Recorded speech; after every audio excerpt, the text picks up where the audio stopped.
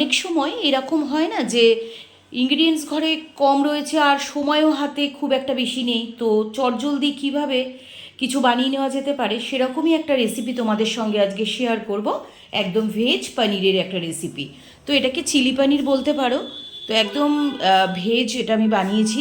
তো প্রথমে পনির কিউবগুলোর মধ্যে একটু কর্নফ্লাওয়ার, নুন, লঙ্কার গুঁড়ো, ব্যাস আর কিছু না দিয়ে ড্রাইভাবেই ওটাকে একটু মিক্স করে নিতে হবে। তারপর কড়াইতে যে যেরকম তেল দাও, তো আমি এখানে সানফ্লাওয়ার অয়েল ইউজ করেছি। তো তেলের মধ্যে ওই কোটিং করা পনিরগুলোকে ভালো করে ফ্রাই করতে হবে। তো পনির খাওয়া কিন্তু ভীষণ ভালো, আর ভেজ আইটেমের মধ্যে পনিরটা কিন্তু ভালোই লাগে। আর বাড়িতে লোকজন আসলে এই রেসিপিটা কিন্তু তাড়াতাড়ি করে দেওয়া যেতে পারে, আর খুব তাড়াতাড়ি হয়, সহজে হয়। তো আমরা কিন্তু ব্যস্ততার জীবনে এইরকমই কিছু রেসিপি খুঁজি। তো দেখো পনিরগুলোকে আমি কি সুন্দর ভেজে নিয়েছি, আর কোটিংগুলো কি সুন্দর হয়েছে দেখো। এর মধ্যে কিন্তু কোনো জল আমি ইউজ করিনি, একদম ড্রাইভাবে কর্নফ্লাওয়ারটাকে কোট করতে হবে, এটা মাথায় রাখতে হবে, জল থাকলে কিন্তু হবে না। তো খুব সুন্দর ক্রিস্পি হয় এই ফ্রাইড পনিরটা। তো এটাকে ড্রাই হিসাবেও, মানে কোনো গ্রেভি না করে জাস্ট ফ্রাই হিসাবেও কিন্তু খাওয়া যেতে পারে। আর ইনগ্রিডিয়েন্টস বলতে এখানে কিছুটা ক্যাপসিকাম, টমেটো আর কাঁচা লঙ্কা, আর কিচ্ছু না, কারণ ভেজ বলেছি আমি। এখানে পেঁয়াজ, রসুন আমি কিচ্ছু ইউজ করব না।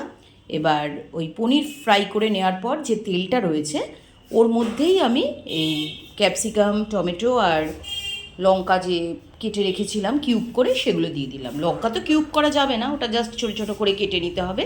এবার এখানে দু রকমের সস আমার কাছে ছিল, আমি বললাম না ঘরে সামান্য জিনিস রয়েছে। তো সয়া সস 1 চামচ মতো, আর 2-3 চামচ মতো টমেটো সস। এবার সসটা পনিরের কোয়ান্টিটির ওপর নির্ভর করবে যে কতটা দেবো আমি। আমার যতটুকু লেগেছে আমি ততটাই এখানে ইউজ করেছি। এবার সব কিছু দিয়ে ভালো করে কিছুক্ষণ কুক করতে হবে। করার পর এর মধ্যে পরিমাণ মতো নুন, একটু চিনি অ্যাড করতে হবে, কারণ চিনিটা দিলে রান্নার ব্যালেন্সটা থাকে আর কালারটাও খুব সুন্দর আসে। প্রতিটা রান্নাতেই কিন্তু আমি এটা বলে থাকি। আর দিয়ে দিলাম এর মধ্যে 1 চামচ লঙ্কার গুঁড়ো। লঙ্কার গুঁড়োটা অ্যাড করলে কালারটাও সুন্দর আসে, খেতেও ভালো হয়। আর যারা খাও না তারা দেবে না, কাঁচা লঙ্কা দিলেই হবে, গোলমরিচও দেওয়া যেতে পারে। এবার একটু কর্নফ্লাওয়ার গুলে তার মধ্যে সামান্য লঙ্কার গুঁড়ো ছিলই, তো আমি ওটা জাস্ট একটা লিকুইড ফর্মে নিয়ে এসে ওটাকে আমি দিয়ে দিলাম। তো গ্রেভিটার থিকনেসটা এরকম হতে হবে, খুব একটা লিকুইড হবে না, তাহলে টেক্সচারটা খুব সুন্দর আসবে রান্নার। এবার এর মধ্যে আমি ওই ফ্রাই করে রাখা পনিরের কিউবগুলো দিয়ে দিলাম, দিয়ে ব্যাস 1-2 মিনিট মতো এখানে কুক করতে হবে। তারপর আমি এটা সার্ভ করে দেবো গরম গরম।